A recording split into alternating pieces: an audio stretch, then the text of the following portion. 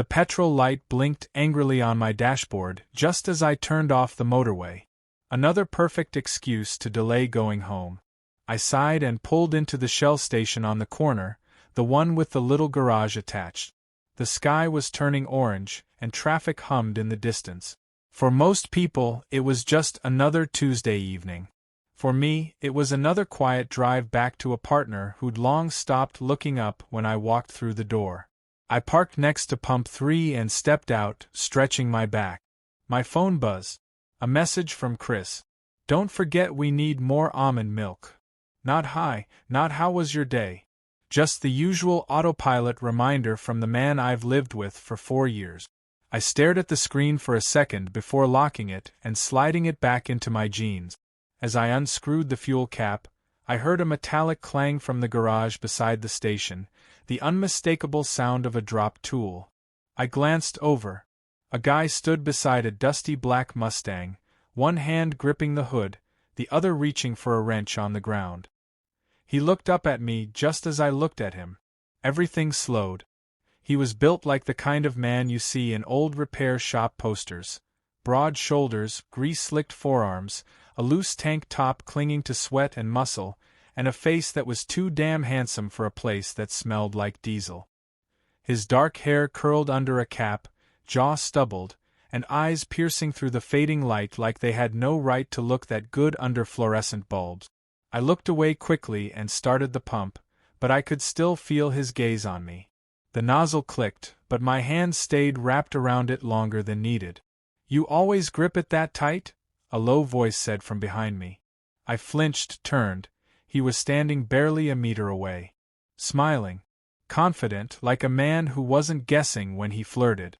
"Excuse me," I said, half laughing, half panicking. He nodded toward the fuel nozzle. "Just saying, you're handling that pump like you've got experience." I smirked despite myself. Some tools require a firm hand. His smile widened. "Is that so?" A beat of silence stretched between us. I should have looked away. I should have said something about my boyfriend. I should have done anything except what I did, which was stand there, letting the tension build while my heart thudded too loud. "I'm Luca," he said, offering a grease-streaked hand. I shook it. His grip was solid, warm, firm. "Jay." "Well, Jay, that's a clean ride. But she sounds like she's running a little rough." He gestured to my car. "Could be nothing, or could be your engine whispering for help." I raised a brow. "That right?" He stepped closer, inspecting the hood like he had X-ray vision. "Just saying. I've got the tools if you ever need a second opinion." There it was again, the innuendo, bold and deliberate. He wasn't being coy. He was testing me. And something in me, something that had been starved for attention, for heat, for danger, didn't want to walk away. I glanced back at my car. It was running perfectly fine. Luca dusted off his hands and backed away slowly, still holding my eyes. "Anyway, I'll be here tomorrow. And the next day. Same time. You ever get curious, you know where to find me." He winked, then turned and strolled back to his garage bay, swinging a wrench in his hand like it weighed nothing. I stood there longer than I should have, the petrol long filled, the air thick with something I hadn't felt in a while, want. It wasn't just about sex. It was how he looked at me. Like I was seen. Like I wasn't invisible in my own life. Like I wasn't just someone's roommate who occasionally got kissed on the forehead during meal prep. When I finally got back in the car, my fingers trembled on the steering wheel. I didn't turn the ignition right away. I just sat there and stared at the garage. He was back under the hood now, focused on the engine, humming to himself. He didn't look up. He didn't need to. He already knew what he'd done. Chris texted again. "You still at the shop?" I typed back. "Yeah. Traffic's bad." I hit send, then looked up once more at Luca's silhouette under the garage light. There was no traffic. Just temptation. Chris was already in bed when I got home that night, face lit by his phone screen, earbuds in. He didn't look up when I walked into the room. Just mumbled, "Hey. Did you get the milk?" "Yeah. It's in the fridge," I said, pulling off my shirt. He nodded without pausing the video he was watching. I stood there for a second, watching him. We used to touch more, casually, deliberately. A hand on my thigh during a movie. A kiss on the neck while cooking. Now it was all reduced to logistics and reminders. We still loved each other, I think.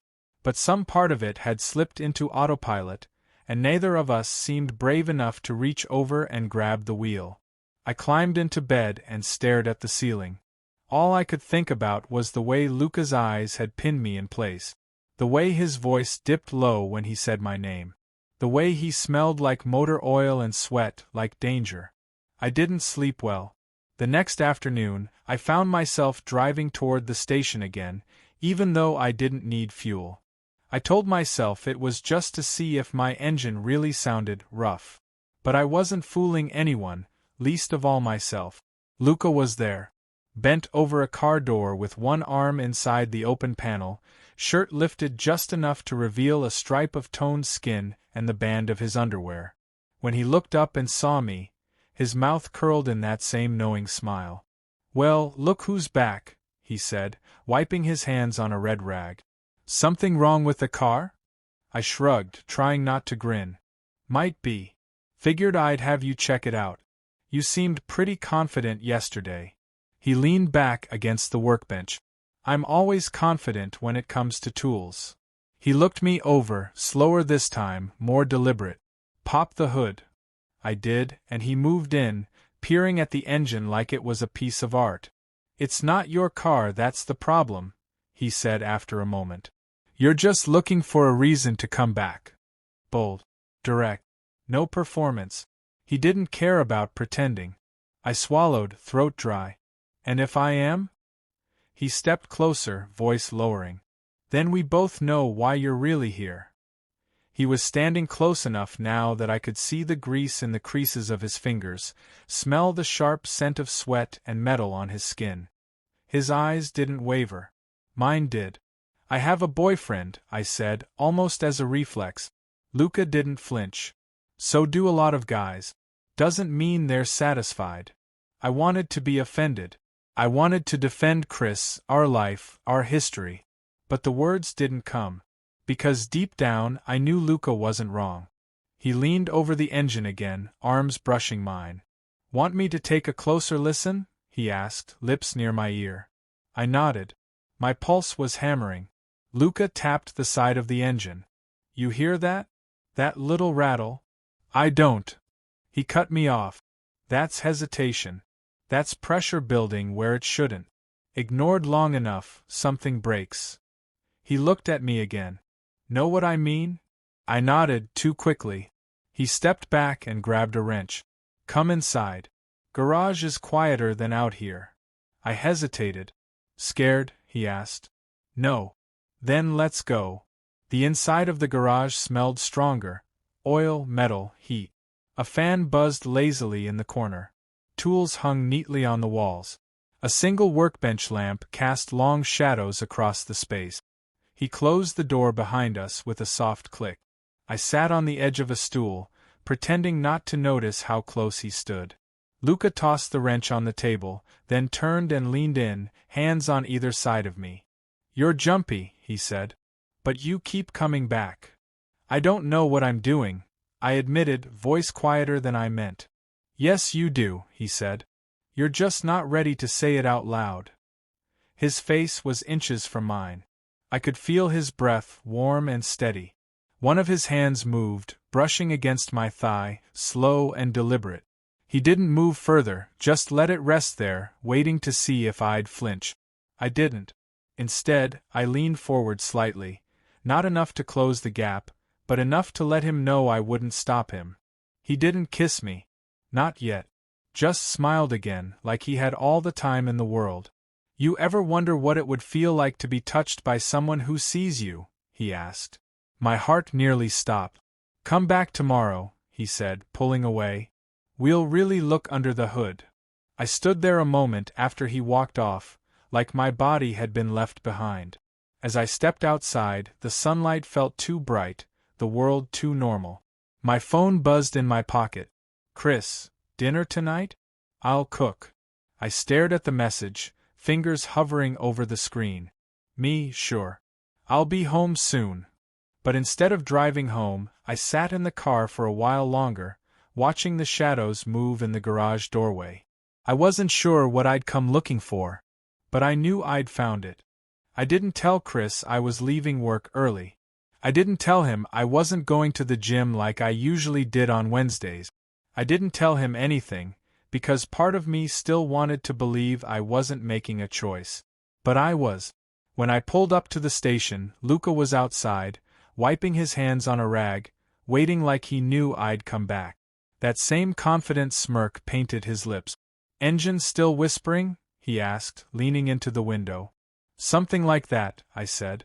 He opened the garage door and nodded me in. This time, no pretense. No looking under the hood. No excuses. The door closed behind us with a metallic echo that seemed to lock away the rest of the world. Inside, the garage was quiet except for the faint hum of the fan and the distant tick of cooling metal. Luca walked to the workbench, poured himself some water from a jug, then turned to me slowly. The look in his eyes stripped me bare. "You look nervous," he said. I tried to laugh. "I should be." He stepped closer. "Why?" "Because you want something you're not supposed to." I didn't answer. "Jay," he said, voice low, "do you want to be touched?" God. No one had asked me that in years. Not like that. Not with meaning. Not with weight. "Yes," I whispered. He didn't waste time. His hand found my chest, fingers pressing through the fabric of my shirt as if testing my heartbeat. I couldn't breathe. He stepped in, brushing his lips along my jaw, not kissing, just tracing. "You feel this," he murmured. I nodded. "Good." Then he kissed me. It wasn't soft. It wasn't gentle. It was bold, messy, impatient. I kissed him back like I'd been starving. My hands went to his waist, gripping the fabric of his tank top, pulling him closer. His body was solid, warm, slick with sweat and oil. He lifted me with ease, sat me on the workbench, and stood between my legs like he belonged there. Everything about him was confident, grounded, in control. His hands roamed with authority, down my back, over my thighs, tracing the lines no one had bothered to notice in months. He wasn't just groping. He was studying me, and somehow, he already knew where I was most sensitive. "You ever been with someone who wants you?" Luca whispered against my neck. I shivered. I used to think I had. He pulled back, looking at me with something almost tender in his eyes. "You deserve more than to think, Jay. You deserve to know." I should have stopped him. I should have thought of Chris. But all I could think about was how long I'd been invisible. How long I'd gone untouched, unnoticed, unloved in any real way. And here was this stranger, this grease-streaked, rough-edged man, holding me like I mattered. Like I was wanted. We didn't go all the way. But it didn't matter. The way his hands moved, the way he kissed my chest, the way his breath synced with mine, it felt more intimate than sex. By the time he pulled back, my shirt was half off, and his was completely gone. We were both flushed, panting. And for a moment we just looked at each other in the haze of the garage light. Luca ran his thumb along my lip. "You feel that? That's what honesty tastes like." I laughed, shaking my head. "You really know how to deliver a line." He smiled. "I only say what I mean." I slid off the bench, pulling my shirt back into place. Guilt was starting to seep in, like oil through a crack. "I should go," I said. Luca nodded. "You will. But you'll come back." "That confident, huh?" "It's not confidence," he said. "It's instinct. You don't belong in that cold little kitchen with your boyfriend and your almond milk. You belong somewhere you're seen. You feel that in your bones now, don't you?" I hated how right he was. I walked to the door. Just before I opened it, I turned. "This doesn't make me a bad person," I said, more to myself than him. "No," Luca replied. "It makes you alive." I drove home slowly, windows down, wind against my flushed skin. The city passed in a blur. I wanted to scrub myself clean and hold on to the feeling at the same time. I wanted to feel nothing and everything. When I stepped into the apartment, the lights were dim. Chris had set the table. Pasta, candles, jazz playing from the speaker. He looked up and smiled. "There you are," he said. "Everything okay?" "Yeah," I lied. "Just a long day." He walked over and kissed me on the cheek. "Smells like engine oil," he said, crinkling his nose playfully. I forced a laugh. "Old car in the garage." He didn't question it. He never did. And that's what scared me the most. As we sat down to eat, Chris talked about work, about our weekend plans, about some show we should start. I nodded, replied where I could, but I wasn't really there. Part of me was still in the garage, still on the workbench, still in Luca's hands. I woke up to the sound of Chris humming in the kitchen. The smell of fresh coffee and sourdough toast floated into the bedroom. On the nightstand, he'd left my favorite mug still steaming. It was a good morning, kind, gentle, and I couldn't breathe. I stared at the ceiling, muscles aching from tension, not rest. The weight of last night, Luca's touch, his voice, his truth, sat on my chest like a secret I could no longer hold. I felt split in two. One side craving stability, the comfort of habit, the other burning for the taste of something real, something raw. Chris poked his head in the doorway. "Still in bed? You okay?" "Yeah. Just tired," I said, forcing a smile. "Well, brunch is almost ready. Come eat." I nodded. He disappeared back into the kitchen, humming again. So content. So unaware. The guilt wasn't a sharp stab. It was worse, a slow rot. Every kind word from him, every smile, made it fester deeper. I hadn't just kissed someone. I'd let someone reach into the hollowed-out space where our relationship used to live and fill it, not with love, not yet, but with something that felt alarmingly close. And I couldn't pretend anymore. Later that day, I found myself driving toward the station again. Not because I wanted more of Luca, but because I needed to face him. When I arrived, he was under a car, legs sticking out, music playing from a cracked Bluetooth speaker. He didn't see me at first, and I had a second, one brief, silent second, to turn around and leave before any of it could go further. I didn't. He rolled out from under the car and spotted me. His smile was different this time. Quieter. Like he already knew. "Jay. Hey. You look like hell." I exhaled sharply. "I need to talk." He wiped his hands and leaned against the hood. "Then talk." I didn't pace. I didn't ramble. I looked him dead in the eyes and said it. "I cheated." Luca tilted his head. "You mean with me?"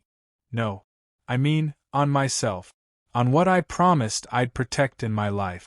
On Chris. On the version of me who used to believe in something steady. And now I don't even know who the hell I am anymore."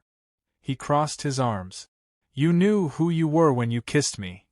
"I don't regret it," I said quickly. "I can't. Because it woke me up. But I can't keep coming back here and pretending I'm not wrecking someone's trust. Chris doesn't deserve this."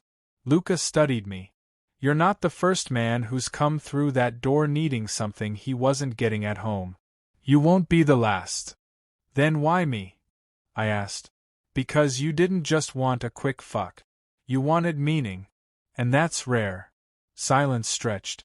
He stepped closer. "So what now?" I swallowed. "Now I go home. I tell the truth. I don't know what happens after that. Maybe he throws me out. Maybe he forgives me. But I need to stop hiding behind gas pumps and excuses." Luca nodded slowly. "You're braver than most." "No, I'm just tired of lying." He offered a small smile. "Still think I broke your engine?"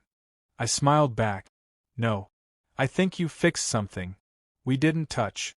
No dramatic kiss. Just two men, standing in a hot garage, one of them walking away not because he didn't want more, but because, for the first time, he knew he needed more than what this was." When I got home, Chris was on the couch, feet up, reading something on his tablet. He looked up and smiled. "You've been quiet lately." "I know," I said. "Everything okay?" I sat across from him and took a breath. I need to tell you something. And it's going to hurt. His face shifted, lips parting slightly. The smile vanished. I wasn't where I said I was the last few days, I began. I've been with someone else. Not in a relationship. But physically. Emotionally. He didn't say anything. Just stared. I'm not saying it to punish you, I said quickly. I'm saying it because I owe you the truth. Because I've felt alone for so long, and I didn't know how to say it until it was already too late. Chris finally spoke, voice hollow. Was it just sex? No. That's the problem. He looked away. Rubbed his face. Do you want to leave? I don't know, I said, voice breaking. But I need to be honest with myself. And with you. I need to figure out who I am when I'm not hiding. Chris stood, walked to the window, and stared outside for a long time. I always thought we'd last because we were safe, he said. But maybe that's not enough. I think we stopped seeing each other, I said. Stop trying. He turned back to me. Do you love him? I don't know him well enough to say that. But I know he made me feel visible. Chris nodded, eyes misting. I don't know what happens next. Neither do I whispered. But for the first time in a long time, the uncertainty didn't scare me. It felt like something true. Like maybe something had broken in order for something better to begin.